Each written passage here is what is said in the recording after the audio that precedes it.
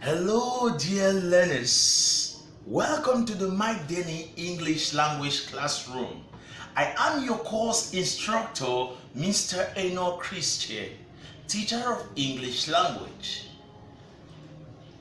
Our lesson for today shall focus on Module 5, People and the Things Around Us, with its main focus on reading and speaking in Lesson 1. Reading and speaking in Lesson 1. At the end of this lesson, dear students, you should be able to talk about your neighborhood with confidence and fluency, to orientate and give directions on communication in your social environment. You should be able to master the techniques in meeting and communicating with a new acquaintance. You should also be able to use at least 4 new words to engage in a social interaction with a new acquaintance. In order to do all this, we very much know, especially me, I know that you are not blank. There are things you already know how to do, but you just need to do them in the right way. Some of these things which I know you're able to do are: you are able to identify your immediate environment. You are able to meet friends, but you don't know how to interact with them with confidence. That you're able to use vocabulary, but not in the right context.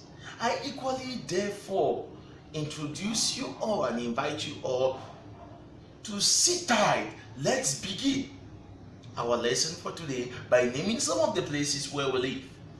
Can you tell me, wherever you are right now, where do you live?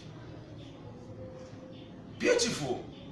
Based on your responses, I guess you'd say you live at Etudi, you live at Oyomaba, you live at Bankolo, you live at Emia, you live at Chinga, you live at Bastos, Etudi, yes. Now, what appropriate name is given to a place where a person lives?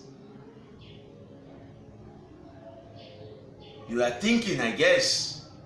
Beautiful. I know you have said that where a person lives is called a neighborhood. So my dear students, that brings us to the main lesson for today, Lesson 1, my neighborhood. So when we're talking about my neighborhood, you should be thinking about your neighborhood, because our category of action here focuses on that. Now, do you have friends in your neighborhood? Good. If you do, then that is wonderful, because no one is an island. Dear student, now let's all open to pages 171 of our course book and read the text below. Before we read, you should be able to turn to your neighbor or anyone around you and ask him or her where they live, and if they have ever moved into a new neighborhood.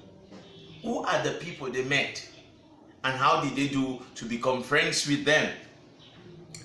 You're going to follow the first reading and the dialogue that exists alongside addition of Charles. This is a conversation between Charles and Florence, and the conversation goes thus.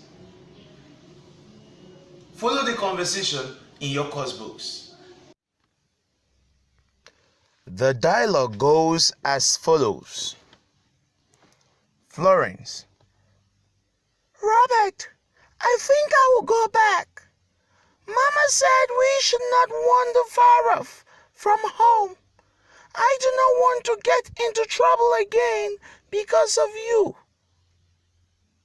Robert: Do not spoil the fun, Flo. Mama also said we could ride around for 1 hour before going back for dinner. Look at your watch. We still have 30 minutes left. But let's not go far away from home. You have a wild sense of adventure, and I know you are eager to explore our new neighborhood. I just want to meet any of the young boys we often see through the window, playing in the fields beyond the school. One has been observing you keenly from across the road, and this is why I want to go back home. Superb. Just a few words with him, and I will be right back. He rides enthusiastically towards a young boy standing by a store across the road. Bye. You will only meet me in the house. Robert with the new boy now. Hello, I am Robert, and we are your new neighbors. I'm Charles, and I live 2 houses away from you. My parents own this shop, and I often help them out keeping the shop. Cool. So you know the town well. How long have you lived here? Since I was born. I can't wait to discover my new neighborhood. Would you help me around, Charles? It's okay, but I first have to get my parents' permission, and then we can do that only when I am free. That's fine by me because I must also get my parents' permission too. We should visit the church, which is old and beautiful, the stadium, which is a masterpiece, our breathtaking central town, with its imposing buildings like the banks, hotels, hospitals, just to name a few. Thanks, Charles. Once we have our parents' permission, we will fix an appointment. I must hurry back home. I'm late for dinner. Goodbye, Charles. Goodbye, Robert. It was nice talking with you. That is beautiful. I know. How was it? The dialogue is interesting, right? Of course it is. Based on what you have read, dear students, about Florence, Robert, and Charles, you have followed the reading passage. Now, let us answer the questions that follow from question 1 to 10. Let's focus on the questions in your course book. I will use the chart for better comprehension, especially for those of you who may have dropped your books.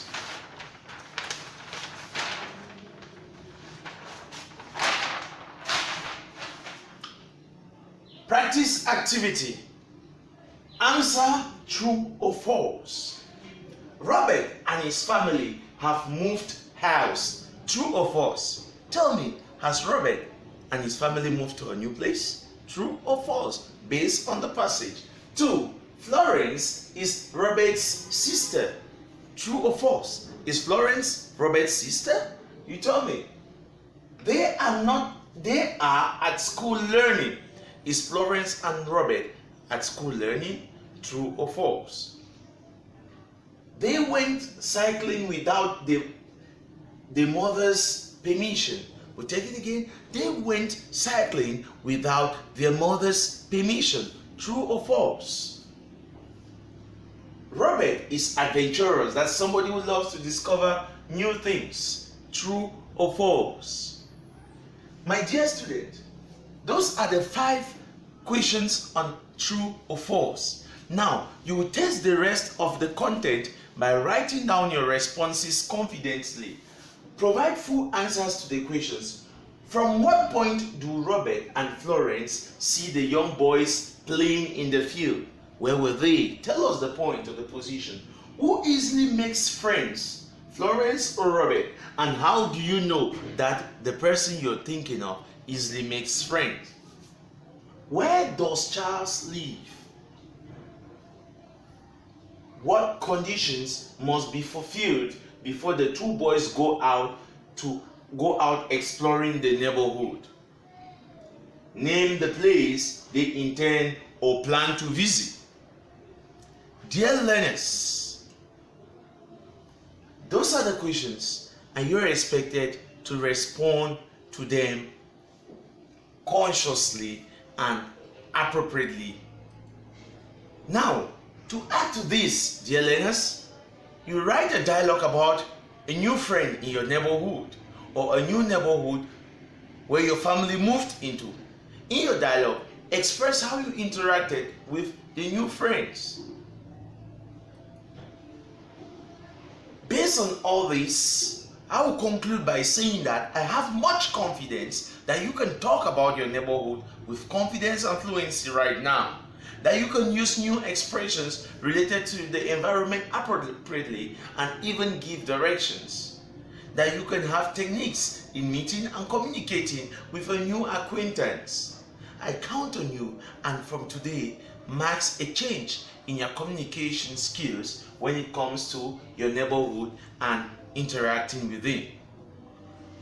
Dear learner, you or wherever you are, stay safe, study at home, for we have come to the end of this session.